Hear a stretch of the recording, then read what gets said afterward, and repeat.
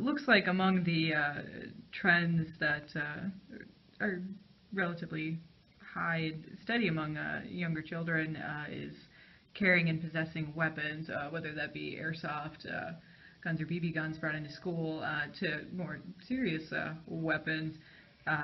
If you could talk a little bit about the weapons diversion program that's been created in response to that to try to combat that issue of children carrying these weapons, whether they're dangerous or not, around.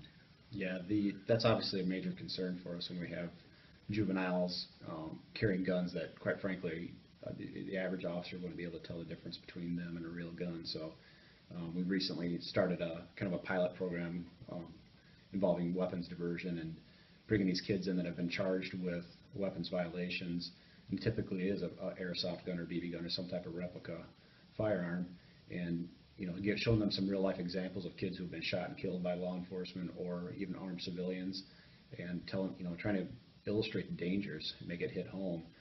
We show them examples of airsoft guns right next to real guns. They can't tell the difference, and that's in a controlled environment. We're showing them, giving them time to look at it, whereas an officer has no time to make that decision. It's a fraction of a second, life or death. Most officers are going to engage a suspect in fire at that point, and trying to let them know that you carry this gun, especially if you display it, and especially at an officer, you're probably going to be shot and potentially killed. I don't know how much clearer we can be. We know it's happened in a lot of communities across this country.